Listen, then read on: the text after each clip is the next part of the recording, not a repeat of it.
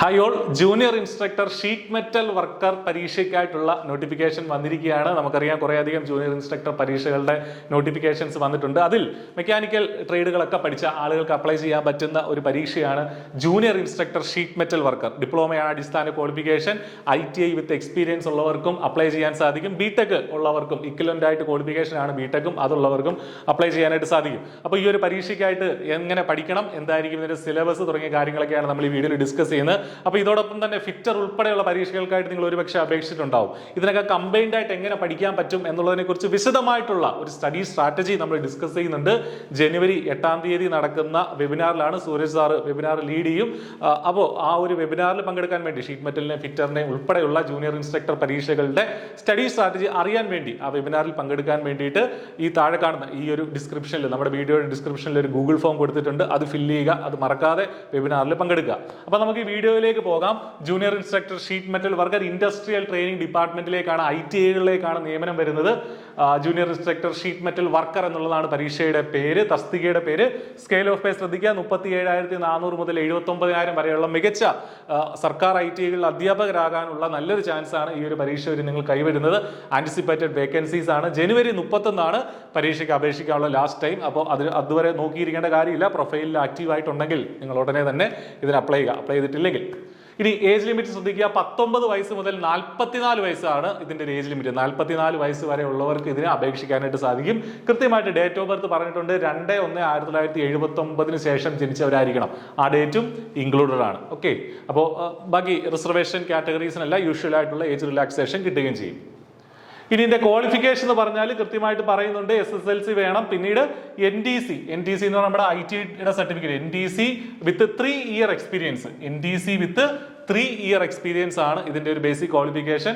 അല്ലെങ്കിൽ NAC national apprenticeship certificate ആണ് നിങ്ങൾക്കുള്ളതെങ്കിൽ 1 year experience വേണം. ഓക്കെ, അതായത് ഈ ഒരു പർട്ടിക്കുലർ ട്രേഡുമായി ബന്ധപ്പെട്ട എക്സ്പീരിയൻസ് തന്നെ വേണം. ഇതിന് ഈ ഒരു എക്സ്പീരിയൻസ് എങ്കിൽ മാത്രമേ ഇതൊരു എക്സ്പീരിയൻസ് ആയിട്ട് കണക്ക് കൂട്ടുള്ളൂ. നമുക്കറിയാം ഇതിനകത്ത് ഈ ഒരു നോട്ടിഫിക്കേഷനിൽ തന്നെ എക്സ്പീരിയൻസിന്റെ ഫോം ഒക്കെ കൊടുത്തിട്ടുണ്ട്. അതൊക്കെ ഫില്ല് ചെയ്തിട്ട് വേണം നമ്മൾ PSCയുടെ ഓഫീസിൽ സബ്മിറ്റ് ചെയ്യാൻ.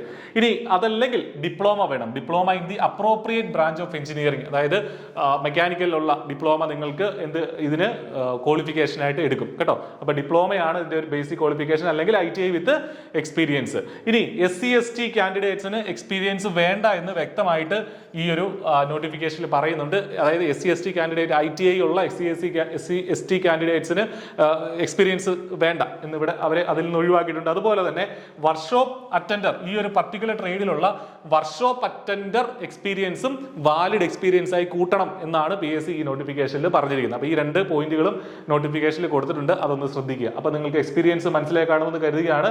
നമുക്ക് അടുത്ത ഡീറ്റെയിൽസിലേക്ക് പോകാം. ഇതിന്റെ ഒരു ഇക്വലന്റ് ക്വാളിഫിക്കേഷൻ, അതായത് കഴിഞ്ഞ തവണ ജൂനിയർ ഇൻസ്ട്രക്ടർ ഷീറ്റ് മെറ്റൽ വർക്കറായിട്ടുള്ള നിയമനത്തിന് കഴിഞ്ഞ തവണ PSC സ്വീകരിച്ച ഇക്വലന്റ് ക്വാളിഫിക്കേഷൻസ് ഏതൊക്കെയാണെന്നുള്ളതാണ് ഇവിടെ പറഞ്ഞിരിക്കുന്നത്. ബേസിക് ക്വാളിഫിക്കേഷൻ പോളിടെക്നിക് ആണ്, നമുക്കറിയാം. അതിന് ഇക്വലന്റ് ആയിട്ട് BTech mechanical, BTech production, BTech mechatronics, BTech metallurgical engineering, പിന്നീട് MTech. അപ്പൊ ഇതിലൊക്കെ ഉള്ളവർക്ക് പ്രൊഡക്ഷനിലോ മെക്കാനിക്കലിലോ മെക്കട്രോണിക്സിലോ മെറ്റലർജിക്കൽ എഞ്ചിനീയറിംഗിലോ ബിടെക് ഉള്ള ആളുകൾക്ക് ഇതിന് ഡയറക്റ്റ് ആയിട്ട് അപ്ലൈ ചെയ്യാം. അവർ വേറെ ഇക്വലൻസി സർട്ടിഫിക്കറ്റുകളൊന്നും പ്രൊഡ്യൂസ് ചെയ്യേണ്ടതില്ല എന്നുള്ളതാണ് ഇതിന്റെ അർത്ഥം. ഓക്കെ, ഇതല്ലാതെ മറ്റ് ഇക്വലന്റ് ആയിട്ടുള്ള ക്വാളിഫിക്കേഷൻസ് നിങ്ങൾക്കുണ്ടെങ്കിൽ നിങ്ങൾക്ക് തീർച്ചയായിട്ടും ഒരു ഇക്വലൻസി സർട്ടിഫിക്കറ്റ് പ്രൊഡ്യൂസ് ചെയ്യാൻ സാധിക്കുമെങ്കിൽ ഇതിന് അപ്ലൈ ചെയ്യാൻ പറ്റും. ഓക്കെ, അപ്പോൾ ഇതാണ് ഇതിന്റെ ഒരു ആപ്ലിക്കേഷൻ. ഇക്വലന്റ് ക്വാളിഫിക്കേഷന്റെ ഒരു വിശദാംശങ്ങൾ ഇതാണ്.